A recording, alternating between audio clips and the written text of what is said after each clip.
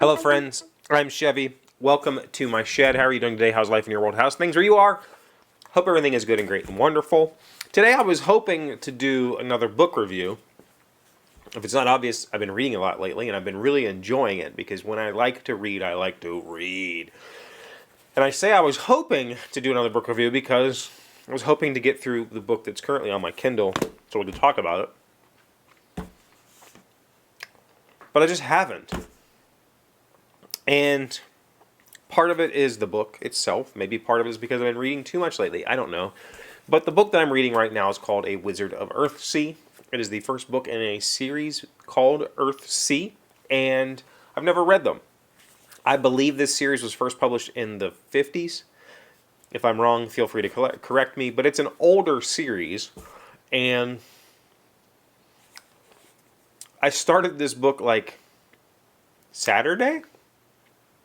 It's now Wednesday, and I haven't finished it, which is, I read all of Mistborn in 10 days. 3 of those days were waiting on packages to arrive, so 7 total reading days. Those books were all 20 plus hours of reading time. The Kindle said this book was 8 hours, and I'm still not through it. And maybe that is the review. Maybe that's all I need to say about it. But that would be doing it a huge disservice. I really want to review the book because I am legitimately enjoying the book. I'm legitimately enjoying the story. Let's say that. I'm not necessarily enjoying the book, I'm enjoying the story. And I think there's a difference there. I am not typically a fan of literary fiction because for me, literary fiction is all about the book and less about the story, and I'm much more interested in the story.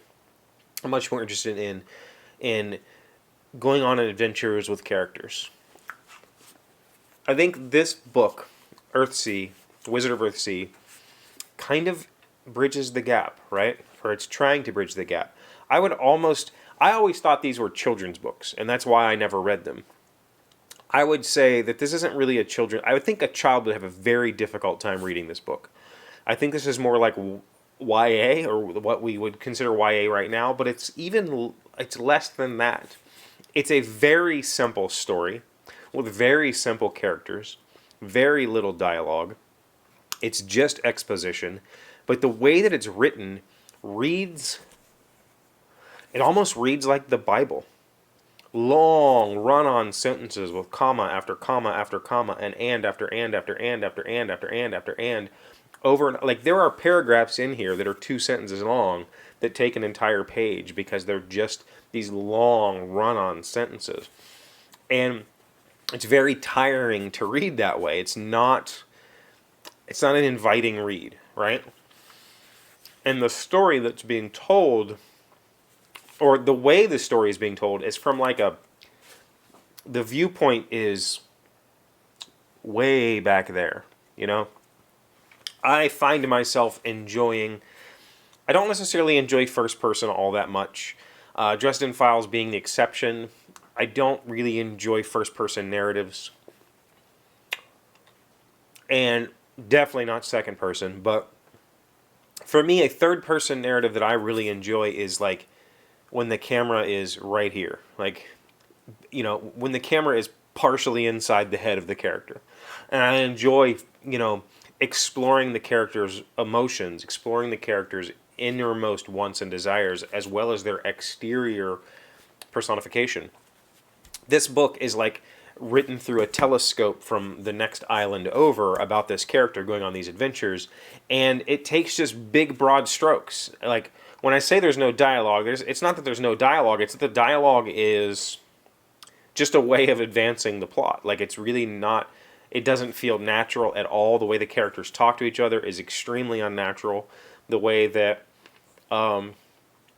it's pretty much just take a normal narrator paragraph and put it in quotes, and there's your dialogue, right? All that being said, I still find myself enjoying the book. But I think because of the writing style, because of how dated it has become, it's very difficult for me to be engaged. Part of the reason I was able to read Mistborn in 10 days was because I found myself thinking about the book the moment from the moment I set it down until I picked it back up. I was still thinking about it. I was still churning out thoughts and ideas and impressions. Whereas with this, it's very easy to just jump into and then put aside and not think about it at all, because truthfully, there's nothing to think about. There is no mystery. There is no build up. It's all just kind of on the page, and you just read it, and you've experienced what you were supposed to experience for those pages, and then you put it down, and you don't really have anything else to think about. There's no big mystery here. There's no big anything. And I think that is somewhat refreshing, oddly refreshing, considering this book is 70 years old,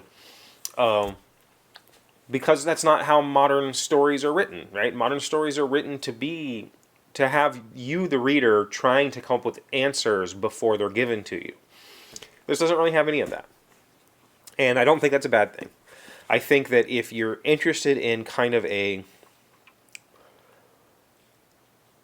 alternate style of storytelling that is where the narrator is the